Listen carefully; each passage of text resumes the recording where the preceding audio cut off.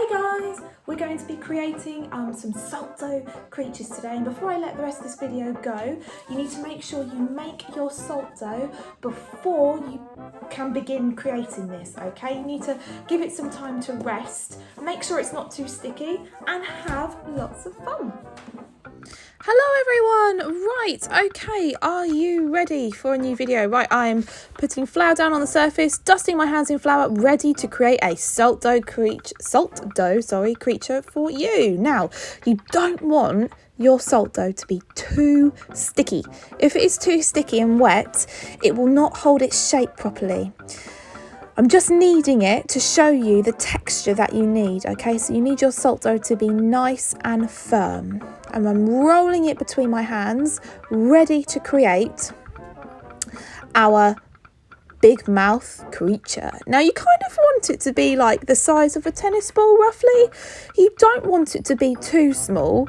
So you want to make yourself a nice big batch of salt dough. So you can see by creating the mouth, all I simply did was took my ball and kind of curved my fingers and pressed them in to create that mouth shape, and used my thumb to then press down the inside. Okay, you'll want to keep shaping the mouth until you're happy with the shape. You need to use your forefingers and thumbs to create a kind of roundish mouth-like sort of shape, using your finger to smooth the inside as you are going along.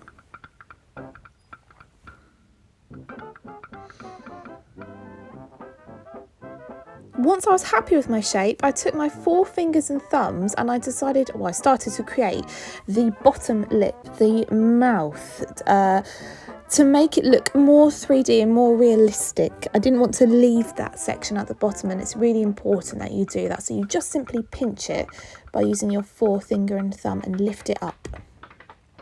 Okay, once I was happy with that, I took a lot more dough off, ready to use for my eyes and my tongue.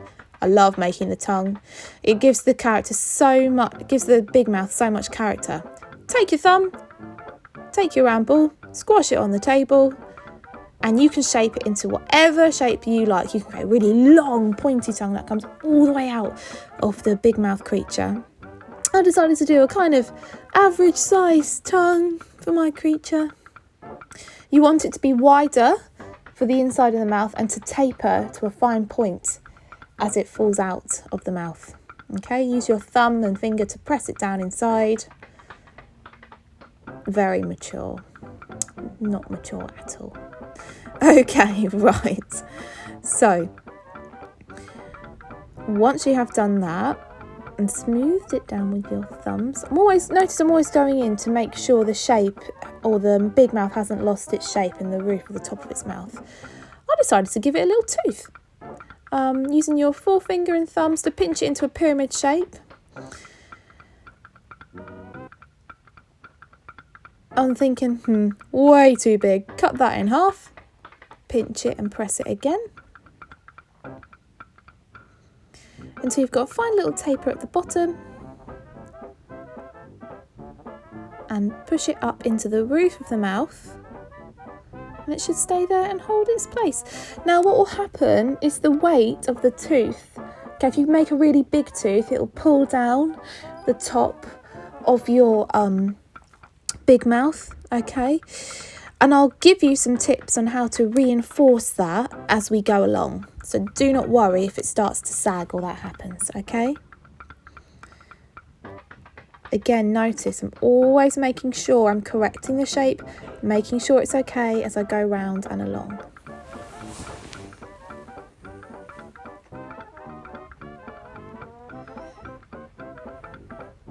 Now, because I was doing this in front or facing the camera towards you guys, I couldn't really see half of what I was doing. So I just had to turn around every now and then to face me so I could check it was okay.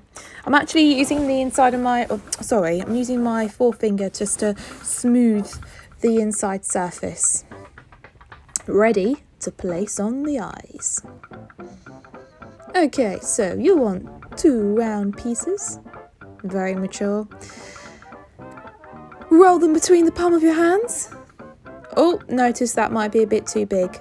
Okay, guys, again, no rules to the eyes. You could make them triangular or like a pyramid. You could make them a square shape or cube shape. I decided to go for spheres.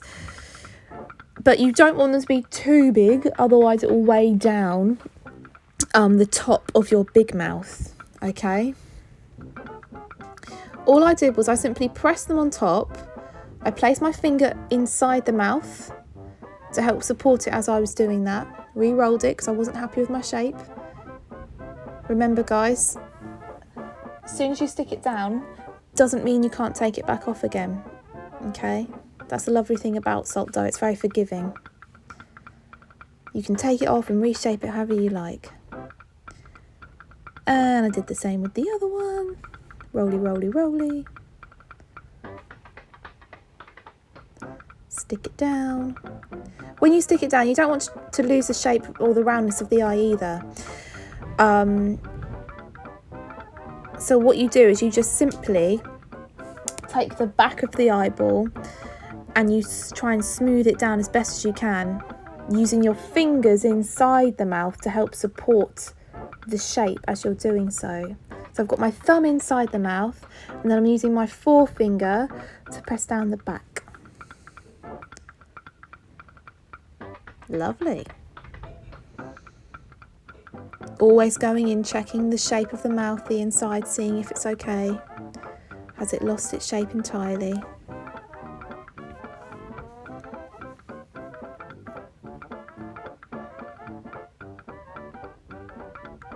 Okay, right, now to help support the shape of the eyeball and stop it from rolling off, I created an eyelid as well. Not only does it make it look realistic, but it helps keep the eyeball in shape. Use your thumb, stomp down on a bit of salt dough, enough to cover the eyeball, create an eyelid. Doesn't have to be a perfect shape, okay? And gently press it over onto the eyeball. And same with the other one. Put some flour on your thumb if you need to as well. And then you take the side that hasn't got flour on it and stick that on top of the eyeball. Otherwise, if you put the side with flour onto the eyeball, it will struggle to stick to the eyeball, okay?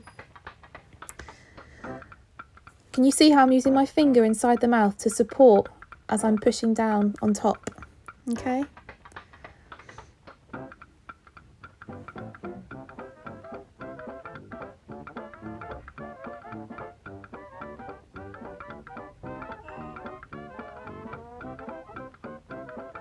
And you keep reshaping and smoothing until you are happy with it. The nice thing about salt dough, it's not like clay, it doesn't dry up too quickly, so you can have fun playing around with it for quite a long time. Great time to create the pupil. So you take a really tiny bit, okay? Roll it between your fingers and stick it on. Don't think this one wanted to stick on, which was a little bit annoying. Ta-da! Okay. And now our big mouth has suddenly got a little bit more character.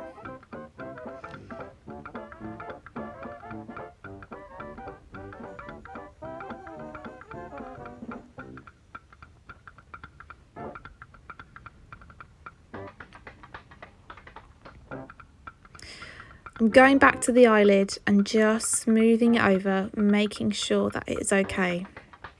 I started to notice that the shape was beginning to collapse.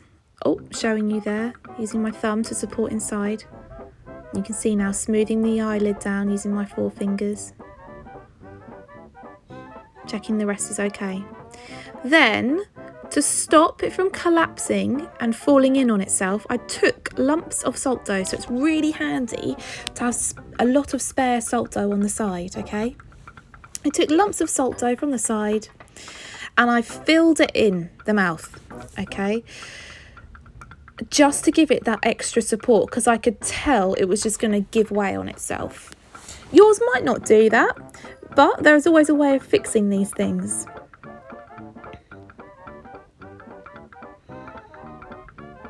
And once I was happy and confident, so you can see where I've put the lumps in, not big lumps, okay? Enough just to help support that weight from around the top of the edge of the mouth. Oh, I think the pupil fell off.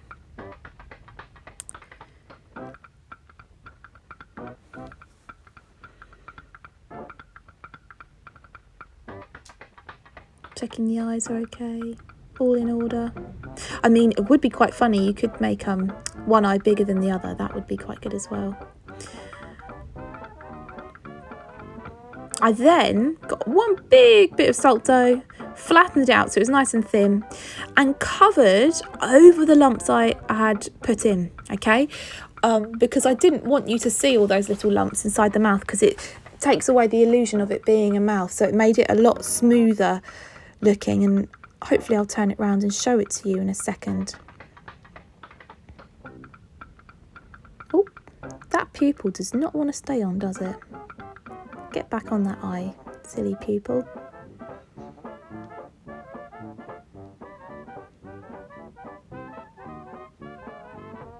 Oh, I changed the size of the tooth as well, I think.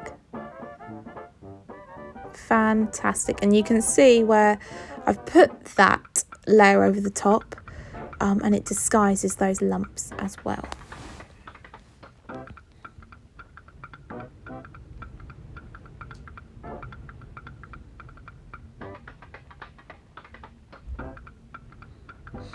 Okay, I noticed that the eye actually looked like it was hanging over the mouth, so I took a little bit of salt dough and I rolled it into like a tube shape and just placed it underneath again to make it look more realistic. I didn't want the eye to be hanging over the mouth. If you see something that you're not happy with, just change it, okay?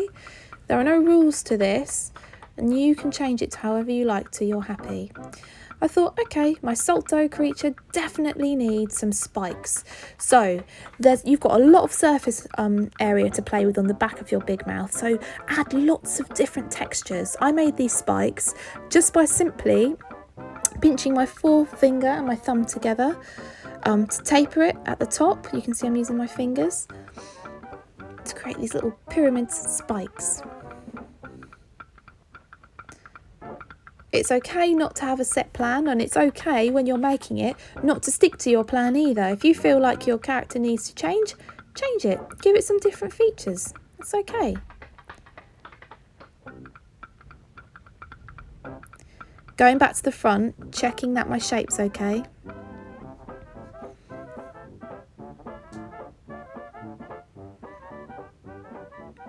Readjusting. Now I fixed the tooth.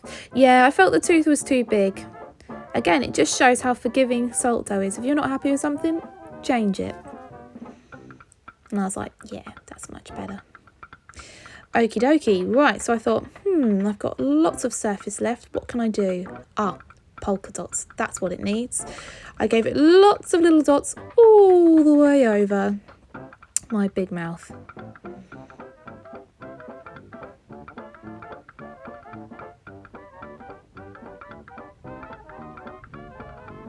They can be different shapes and sizes. And like I said, the more textures you can create and apply, the more interesting it'll be when you come to paint it as well.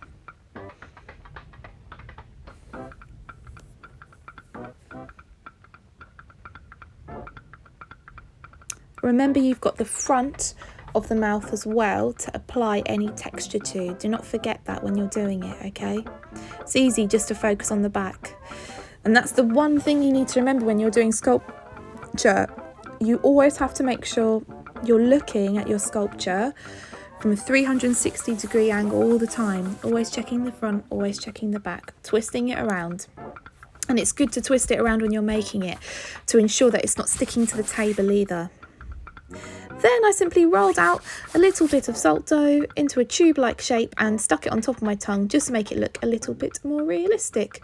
I gave it a little twist and turn just to check that I was happy with it, and clearly I wasn't, so I added some more dots or little spots, whatever you want to call them. Excellent.